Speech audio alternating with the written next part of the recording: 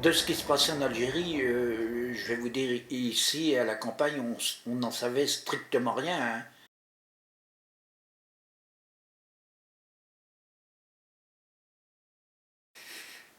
Je me suis toujours tu.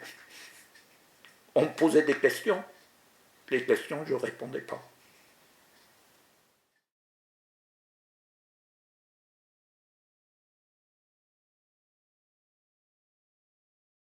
J'étais incorporé le 3 juillet 58 à Vannes, au 1, au 1 10e, au 10e RAA, régiment d'artillerie antiaérienne. Tout de suite, dans les réfectoires, on nous a mis pour nous classer. C'est-à-dire que c'était un petit peu comme au certificat d'études. Tu avais la dictée, et la dictée, je l'ai retrouvée après dans le manuel du petit gradé. Ça a commencé par comme ça, la discipline faisant la force principale des armées. Comment je vais te dire, à la suite de ça, ben, il y a eu aussi les problèmes qu'on avait, et une rédaction, pourquoi qu'on avait choisi notre métier. C'était ça. Et c'est par ça qu'on nous a classés tout de suite. Alors d'où, euh, comme j'avais suivi les cours agricoles jusqu'à 17 ans, ben, les maths, je savais, on avait fait des dictées, parce que j'ai passé mon CAP à 17 ans, mon CAP agricole, donc il n'y avait aucun problème. J'ai tout de suite été classé dans le premier peloton qui devait faire ben, les classes de brigadier. Eh bien, quelles armes? Qu'est-ce que j'avais comme fusil? C'était un fusil de la Première Guerre mondiale, c'était le fusil américain, le US-17. Il aurait mieux valu avoir l'armement là pendant les classes qu'on allait avoir en Algérie, mais pas cet armement-là qui datait de la guerre 14-18. C'est ça que je reproche. On a parti, on était en retard d'une guerre. On allait au bal à Saint-Pierre-Quiberon, qui était tout près, parce qu'à l'époque, il y avait des usines à, à sardines, à mise en boîte de conserve des sardines, à Saint-Pierre-Quiberon, qui était tout près du fort de Penthièvre. Ben, on avait la permission jusqu'à minuit, quoi, là. Parce qu'il y avait, on appelait ça les sardinières, les filles de Paris descendaient pour mettre la mise en boîte dans les... hein. Alors on rencontrait des Parisiennes. Alors, est-ce que vous avez pris du bon temps là-bas? Oui, oui, je te dirais, c'était bien. C'était bien. Vous avez dragué? Ben, c'est-à-dire que Ou vous faisiez draguer? les deux. Alors après, ça a été la frappe au camp de Mecon. C'est-à-dire apprendre à conduire Jeep et puis GMC. Là aussi, c'était cool. Je dirais c'était même cool. Pourquoi? Parce qu'on avait un séminariste avec nous de la Vendée, Pilet. Il était de la Véry, exactement. D'où, lui, il nous avait appris à jouer au volet. Et on allait jouer devant le bureau d'un lieutenant du 5e cuir qui nous commandait et qui s'appelait Sicard. Or, les gars du 10e RA, c'était des sportifs, c'était tout ce qu'il y avait de bien. Tout ce qu'il y avait de bien. Donc on jouait. Mais c'était un leurre. Ah, les premiers 15 jours, c'était merveilleux. Ben oui. Mais après, ça tournait vinaigre par une revue de Piolle. Il s'est présenté, revue de Piolle, avec ses beaux gants blancs et ainsi de suite. Le premier, c'était un gars de Paris, Roger Louis qui s'appelait, et puis il avait des fortes moustaches. Présente devant lui, et il lui dit comme ça, on n'est pas dans un régiment de Cosaques ici. Prière de raser les moustaches et de se présenter à son bureau le plus rapidement possible. Moi j'étais le deuxième. On avait des sabots, et c'était pour aller en prison. Alors, il me pose la question, pourquoi qu'on avait des sabots? Non, mais je suis resté muet, parce que je m'aurais foutu en prison. Donc je suis resté muet. Le troisième passe avec ses beaux gants blancs, sur les cosy, plein de poussière. Son gant, au lieu d'être blanc, il était tout gris. 15 jours de suppression de permission. Bon, voilà, donc, mais j'ai pas voulu l'écrire aux parents, parce que tu comprends, à cause de la moquerie. Seulement, me voilà à monter la garde, là-bas au camp de Meucon, dans des paillasses qui étaient sales, des salles. Donc, donc j'ai écrit aux parents que j'étais de garde, mais j'ai pas dit que j'étais en pénitence, permission pendant 15 jours. Et au mois d'octobre, les dépôts d'essence sautaient là-bas dans le sud. Dans le sud De la France. Le FLN faisait sauter les dépôts d'essence là-bas dans le sud et comment je vous dirais, les postes de garde de tous les régiments se faisaient flinguer. Celui de Vannes aurait dû peut-être, mais il n'a jamais été. Parce qu'il a fallu monter la garde.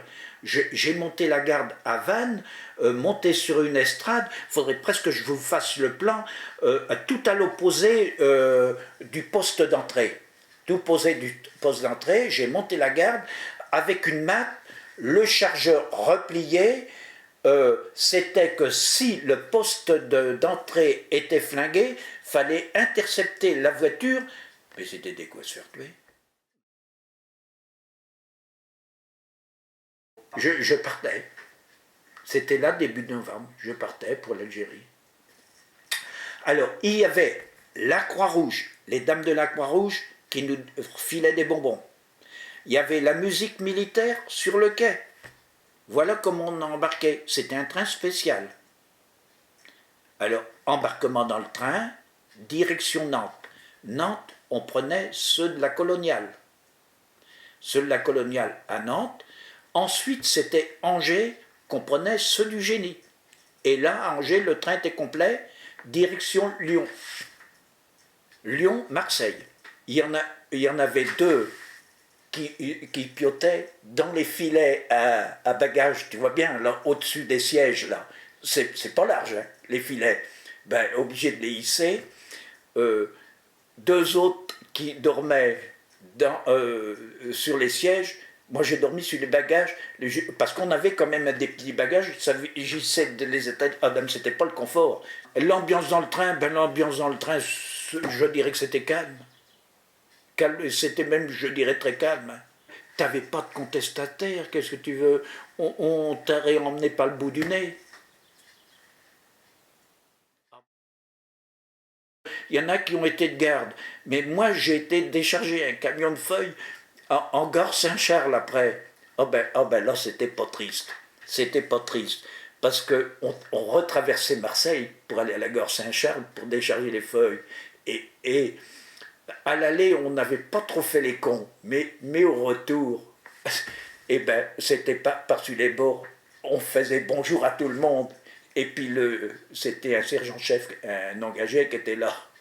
Il nous disait de nous planquer. Donc, on se replanquait dans le machin. Quand il arrêtait le camion, il avait arrêté le camion je ne sais pas combien de fois. Mais pourquoi il disait de vous planquer? Ben pour pas qu'on hélait les gens dans la rue. Ah ouais. C'était ça le gros coup. Exactement, c'est ça. Alors, on faisait bonjour à tout le monde. Et puis les gens, ils nous répondaient. C'est ça le gros coup. C'était la foire. Ah ça, je me rappelle de ça comme si ça y était. Ah ben il gueulait comme une savate. Alors quand il gueulait, hop, on se replanquait dans le camion, vite fait. Hein. Puis après vous sortiez. Et puis un coup que le camion était débarré, hop, c'est ça, comment c'est là? Il était furieux.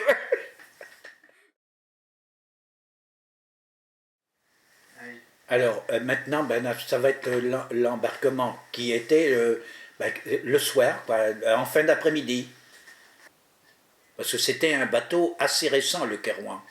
Il mettait Marseille-Alger 18 heures. Je te dirais que la bouffe, c'était dans des gamelles superposées, pas merveilleux du tout. Je ne sais pas si j'en ai pris beaucoup, bref, j'avais emmené un litre de gnôle. Disons, où ça a été le plus mouvementé, c'est quand on est arrivé en face les Baléares. Il y avait de l'orage. Donc il y avait tout ça pour plaire. C'est pour ça que je dis, les gars, si vous allez en vacances aux Baléares, moi j'en ai un très mauvais souvenir. Oui, parce que le bateau, au fond, le bateau, c'est pas que ça remet de. C'est pas que ça te faisait bouger beaucoup, c'était ce roulis qu'il y avait que ça partait d'un côté et que ça revenait de l'autre. C'est ça le gros coup. Seulement, quand ça partait d'un côté, t'étais bien, mais quand ça revenait de l'autre, ben ça te remontait au goulot. C'est ça, c'est ça le gros coup. Ah, vous avez été malade. Oh ben dis donc, ne m'en parle pas. Parce qu'il y en avait qui avaient même pas de temps de sortir de cette rangée de chaises longues qu'il avait déjà vomi, il y avait du vomi partout. Et puis, les gars qui étaient dans la cale au chaud, qui voulaient remonter sur le pont, ben il aurait fallu avoir un parapluie, parce que je revois les pauvres gars qui étaient là à tenir les garde-fous pour pas tomber dans la cale. Ben ils étaient en train de leur tenir. Oh, oh, oh. Et les gars qui remontaient, il y avait la fusée qui leur tombait dessus. Ah, le boulot. Eh ben moi j'étais assis sur les pactages, je valais pas un clou. Hein. Ah ben je valais pas un clou. Ben dis donc, la nuit que j'avais passé, ben moi aussi à vomir. Et puis, dans le bateau, je ne sais pas comment ça se fait que je me suis retrouvé dans les toilettes. Dans les toilettes, il y avait des lavabos, ainsi de suite, tout autour. Il y avait une marée de vomi. Alors, c'est bien simple, quand le bateau, il penchait d'un côté, t'étais à pied sec, mais quand tu revenais, ah ben ça montait dans les souliers. Ah le boulot du vomi, tu peux pas te figurer.